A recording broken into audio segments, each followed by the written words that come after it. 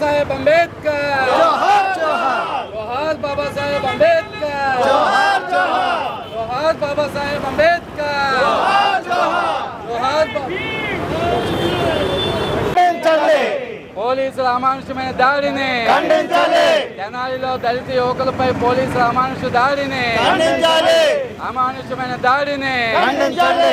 గుంటూరు జిల్లా తెనాలిలో నడి రోడ్డు పైన దళిత మైనార్టీ యువకులపై అమానుషమైన దాడిని ఖండించాలి. గుంటూరు జిల్లా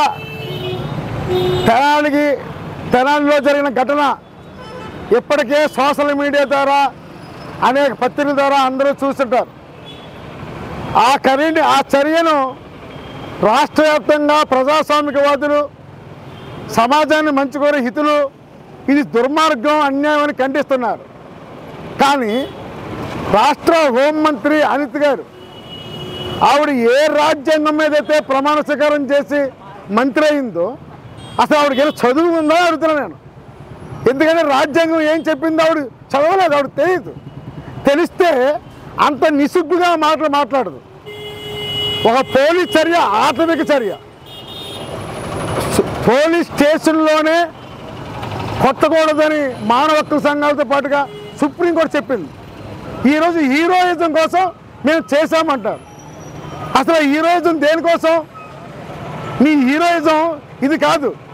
రాష్ట్ర వ్యాప్తంగా దళితులు ఇతర మహిళల మీద రేప్ చేస్తున్నారే వాళ్ళ మీద నీ హీరోయిజం చూపించు.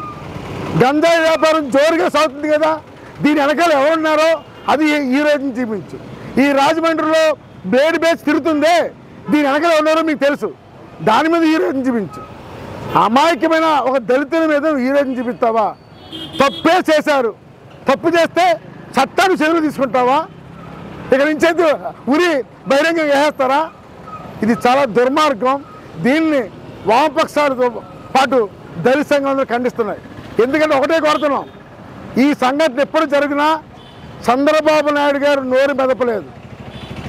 నిన్న ఒక సాక్షి ఛానల్లో అమరావతి మహిళల మీద అన్నారని దాన్ని మేము ఖండిస్తున్నాం.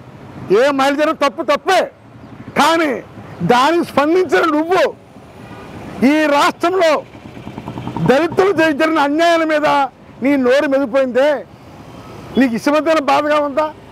ఇమ్మీడియట్లుగా నీకు నిజంగా ఈ దళిత బడుగు బలహీన ప్రేమ చిత్తశుద్ధి ఉంటే, నీకు రాజ్యాంగం మీద నమ్మకం ఉంటే ఇమ్మీడియట్లుగా ఆ రోజు దోషులు ఉన్నారో ఆ సిఐతో పాటుగా కానిస్టేబుల్ అందరినీ కూడా తక్షణమే అరెస్ట్ చేసి వాళ్ళు సస్పెండ్ చేయమని మేము కోరుతున్నాం. విచారణ చేసి దోషులు శిక్షించాలని కోరుతున్నాం. లేని పక్షంలో రాష్ట్ర వ్యాప్తంగా దళిత సంఘాలు, వామపక్షాలు, కార్మిక సంఘాలు అందరూ కలిపి పెద్ద ఎత్తున ఉద్యమం చేస్తామని సందర్భంగా తెలియజేస్తున్నాం. తాటిపాక మధు, సిపిఐ జిల్లా కార్యదర్శి.